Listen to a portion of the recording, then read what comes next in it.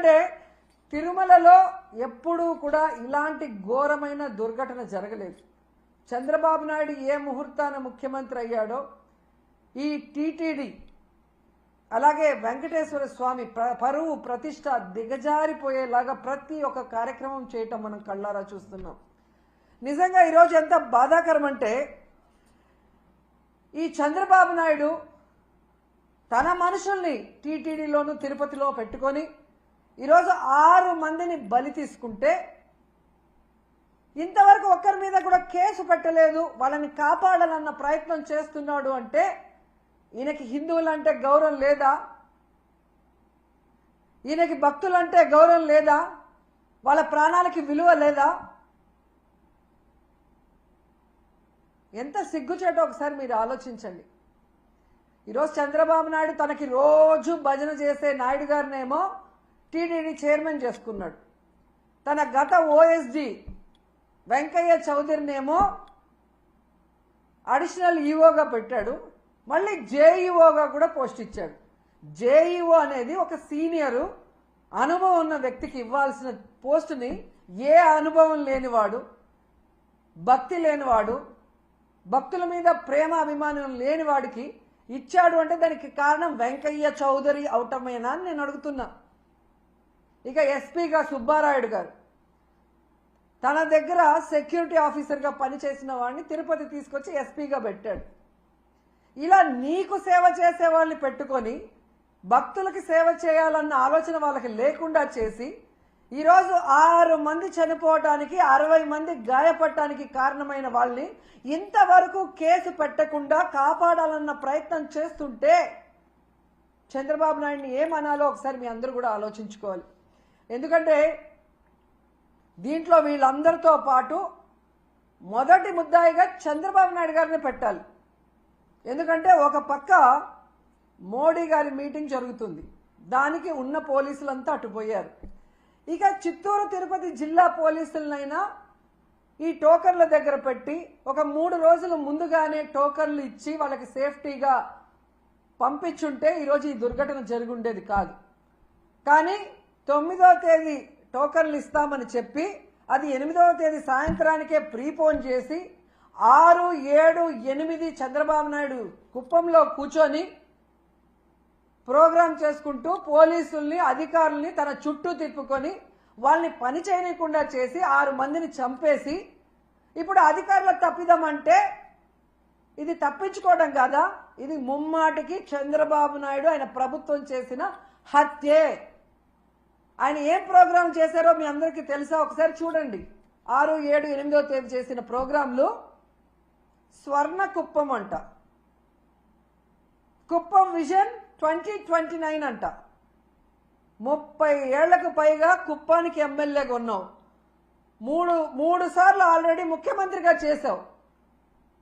అప్పుడు చేయలేని స్వర్ణ కుప్పం ఇప్పుడు చేస్తానని ఇలాంటి ఒక క్రూషియల్ టైంలో పెట్టి నీ సెల్ఫ్ డబ్బా నీ భజన నువ్వు చేసుకోవడానికి 6 మందిని చంపేసి 60 మందిని గాయాల పాలు చేసి మళ్ళీ కళ్ళబొల్లి మాటలు ఎంతవరకు మాట్లాడటం సమంజసం? కాబట్టి మొదటి ముద్దాయి చంద్రబాబు నాయుడే, అధికారులు కాదు. అధికారులను పని చేయకుండా నీ చుట్టూ నీ సేవ చేయించుకున్నది నీ తప్పు. ఇలాంటి సమయంలో పెట్టుకోకూడదు అలాంటి ప్రోగ్రాం. ఒకటి కొంచెం ముందైనా పెట్టుకోవాలి, లేదా పండగ తర్వాత అయినా పెట్టుకోవాలి. ఎందుకంటే వైకుంఠ ఏకాదశి 10వ తేదీ అని అందరికీ తెలుసు. నువ్వు తిరుపతిలోనే పుట్టావు, మీ చైర్మన్ టీటీడీ చైర్మన్ చిత్తూరు జిల్లా వాడే. మరి మీకు తెలీదా ప్రతి సంవత్సరం ఇన్ని లక్షలాది మంది వస్తారు, వారందరికీ సెక్యూరిటీ ఇవ్వాలి, సక్రమంగా టోకన్లు రిలీజ్ చేయాలన్న ఆలోచన మీకు లేదా? మళ్ళీ సిగ్గు లేకుండా నిస్సిగ్గుగా ఆ గాయపడిన వాళ్ళని పరామర్శించేటప్పుడు ఈ టోకన్ సిస్టమ్ నేను తేలేదమ్మా, గత ప్రభుత్వం తప్పు అంటున్నావు. మరి గత ప్రభుత్వంలో టోకన్లు ఇచ్చినప్పుడు ఎక్కడా తొక్కిసలాటలు జరగలేదు, ఎక్కడా ఎవరు చనిపోలేదు. మరి ఇప్పుడే ఎందుకు జరిగింది? మీ చేతగానితనం కాదా? మీరు పెట్టుకున్న మీ భజన పరుల వల్ల జరిగిన తప్పిదం కాదా? ఒకవేళ అది కరెక్ట్ కాదనుకున్నప్పుడు నువ్వు ముఖ్యమంత్రి అయ్యి 7 నెలలు అవుతుంది, మరి ఎందుకు తీసేయలేదు ఆ టోకన్ సిస్టమ్? పిల్లలకు ఉపయోగపడే అమ్మఒడి తీసేస్తావు, పేదవాళ్ళకి అవసరమయ్యే ఆరోగ్యశ్రీ తీసేస్తావు, ఏజ్డ్ మహిళలకు యూజ్ అయ్యే వైఎస్ఆర్ చేయూత తీసేస్తావు, పేద పిల్లలు చదువుకునే ఫీజు రియంబర్స్మెంట్ పాలసీని మార్చేస్తావు, పేద ప్రజల రక్తాన్ని పీల్చేలాగా మద్యం పాలసీని మార్చేస్తావు, కానీ టోకెన్ సిస్టమ్ మార్చలేవు ఒకవేళ తప్పని తెలిస్తే. అంటే ఈరోజు నీ నిర్లక్ష్యం వల్ల, నువ్వు పెట్టుకున్న వాళ్ళ నిర్లక్ష్యం వల్ల ప్రజలు చచ్చిపోతే దాన్ని డైవర్ట్ చేసి ఎవరి మీద తోసేయాలని చూస్తున్నావు తప్ప తప్పు చేసిన వాళ్ళని శిక్షించాలి, ఈ తప్పు మళ్ళీ జరగకుండా చూడాలి అన్న చిత్తశుద్ధి చంద్రబాబు నాయుడికి లేకపోవటం అనేది ఇక్కడ అందరూ కూడా గమనించాల్సిన విషయం. ఈరోజు చంద్రబాబు నాయుడు చెప్తాడు ఇది అఫీషియల్స్ తప్పని, పవన్ కళ్యాణ్ గారు వస్తారు ఇది టీటీడీ చైర్మన్ అడిషనల్ ఈఓ గారు ఎస్పీ గారు తప్పని ఆయన చెప్తాడు. బిఆర్ నాయుడు గారు వచ్చి చైర్మన్ గారు నేను ఆల్రెడీ ఎస్పీకి చెప్పేలా జరుగుతుందని ఆయన చేయలేదు అంటాడు. అంటే మీ ప్రభుత్వంలో మీరు పెట్టుకున్న వాళ్ళ వల్ల జరిగింది తప్పని మీరు ఒప్పుకున్నారు కదా అందరూ. మరి ఎందుకు 3 రోజులు అవుతున్నా ఎవరి పేరు ఎఫ్ఐఆర్లో ఎక్కట్లేదు, ఎందుకు ఎవరిని కూడా అరెస్ట్ చేసి లోపల పెట్టలేదని నేను అడుగుతున్నాను. అసలు పవన్ కళ్యాణ్ గారు ఏం మాట్లాడుతున్నారో ప్రజలకి కన్ఫ్యూజ్ అయిపోతున్నారు. పిఠాపురానికి వెళ్ళాడు నిన్న, నేను క్షమాపణ చెప్పాను మీరెందుకు చెప్పను అని అడుగుతాడు. అప్పుడెప్పుడో అమ్మాయిల రేపులు జరిగినప్పుడు గమనించాను, బెత్తం దెబ్బలతో సరిచేద్దామంటాడు. ఇప్పుడు మనుషుల్ని చంపేసి క్షమాపణలతో సరిచేద్దామంటాడు. క్షమాపణలు కాదు, తప్పు చేసిన వాళ్ళకి శిక్ష పడాలి, ఆ తప్పు రిపీట్ కాకుండా చూసుకోవాల్సిన బాధ్యత నీకుంది. ఎందుకంటే ఈరోజు ప్రభుత్వంలో నువ్వు ఉన్నావు, డిప్యూటీ సీఎంగా నువ్వు ఉన్నావు, ఉండి కూడా క్షమాపణలు బెత్తం దెబ్బలు అంటావు.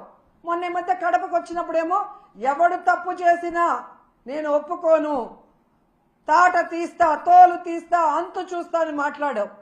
మరి తప్పు చేసిన వాళ్ళు ఈరోజు చైర్మన్ అడిషనల్ ఈఓ ఎస్పీ అని నువ్వే చెప్తున్నావు కదా, మరి ఎందుకు వాళ్ళ తోలు తీయట్లేదు, వాళ్ళ అంతు చూడట్లేదు, వాళ్ళ తాట తీయట్లేదు?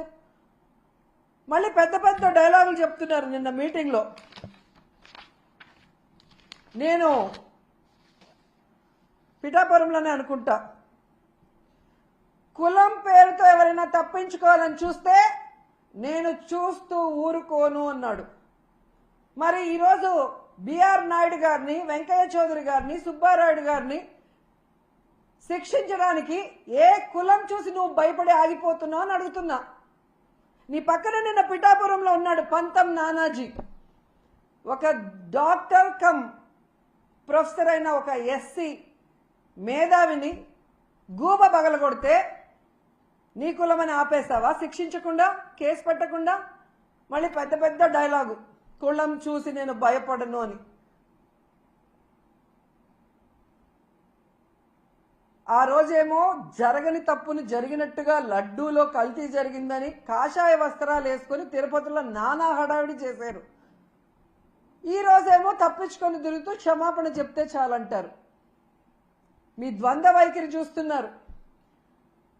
ఏదైతే తెలంగాణలో సంధ్యా థియేటర్లో తొక్కిసలాటలో ఒక్కరు చనిపోతే 14 మంది సినిమా హీరోతో సహా థియేటర్ యాజమాన్యం వరకు 14 మంది మీద కేసులు, క్రిమినల్ కేసులు ఫైల్ చేశారో, ఈరోజు చంద్రబాబు నాయుడు అవసరం లేకపోయినా కుప్పంలో మీటింగ్ పెట్టుకొని అఫీషియల్స్ని తిప్పుకొని ఇక్కడ 6 మంది ప్రాణాలు తీసి 60 మంది గాయాలకు కారణమైనందుకు ఆయనతో సహా టీటీడీ పాలకవర్గంతో సహా ఎస్పీతో సహా అందరి మీద క్రిమినల్ కేసులు నమోదు చేయాలని డిమాండ్ చేస్తున్నాం. ఈ దేశంలో ఉన్న అన్ని న్యాయస్థానాల్ని కోరుతున్నాం, దీన్ని సుమోటోగా తీసుకొని తప్పు చేసిన వాళ్ళ మీద కేసులు పెట్టి విచారించి శిక్షించండి అని కూడా మేము కోరుకుంటున్నాం. ఎంత బాధాకరం అంటే, నా చిన్నప్పటి నుంచి చూస్తున్నాను, కొండ మీద ఇంత తక్కువ జనం ఎప్పుడూ లేరు. టోకన్లు తీసుకున్న వాళ్ళు కూడా చాలా మంది దర్శనానికి రాలేదు అంటే వీరి వల్ల తిరుమల ప్రతిష్ట ఎంత దిగజారిపోయింది, భగవంతుని దర్శనం చేసుకోవాలంటే ఎంత భయం పుట్టిందో ప్రజల్లో మీరు గమనించండి. మొన్న జరిగిన ఇన్సిడెంట్తో తిరుమలనే కాదు సింహాచలంలో కూడా భక్తుల రద్దీ లేకపోవటం మీరు గమనించాలి. ఎవరైతే ఉన్నారో మఠాధిపతులు బయటికి రండి. హిందుత్వాన్ని, మన దేవుళ్ళని, మన టెంపుళ్ళని ఈరోజు పరువు ప్రతిష్ట దిగజార్చే విధంగా పరిపాలిస్తున్న ఈ చంద్రబాబు నాయుడు, పవన్ కళ్యాణ్కి బుద్ధి చెప్పండి. ఏ హిందూ భక్తుల ప్రాణాలు పోయాయో వారి కుటుంబాలకు అండగా నిలబడి తప్పు చేసిన వాళ్ళని శిక్షించే విధంగా మనమందరం కలిసికట్టుగా పోరాడదామని కోరుకుంటున్నాను. ఎందుకంటే ఈ చంద్రబాబు నాయుడు తప్పించుకునే రాజకీయాలు చేస్తారు. పవన్ కళ్యాణ్ ఏమో సినిమా డైలాగులు చెప్పినట్టు చెప్తాడు, కానీ మళ్ళీ ఎక్కడెక్కడో ఏం చేయడు. ఎందుకంటే అల్లు అర్జున్కి మానవత్వం లేదంట, పోయి పరామర్శించలేదంట.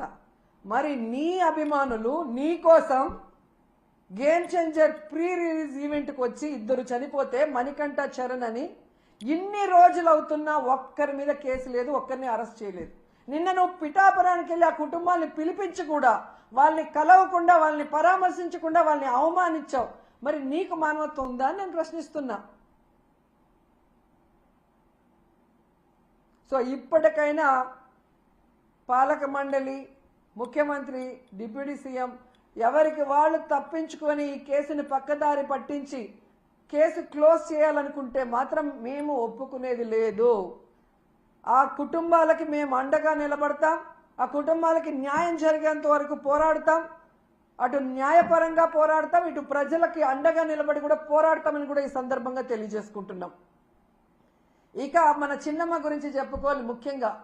ఎందుకంటే హిందుత్వ పార్టీ బీజేపీ పార్టీ. 6 మంది హిందువులు చనిపోతే 60 మంది గాయపడితే మన చిన్నమ్మ నోట్లోంచి ఒక్క మాట రాలేదు. ఎవరు దీనికి కారణమో వాళ్ళ మీద క్రిమినల్ కేసులు పెట్టాలని డిమాండ్ చేయడానికి చిన్నమ్మకు నోరు రాలేదు. అనవసర విషయాలప్పుడు మాత్రం ఎంత నోరేసుకొని వస్తుందో మనం చూసాం. మొన్న విజయవాడలో కూడా హైందవుల మీటింగ్ ఏదో జరిగింది.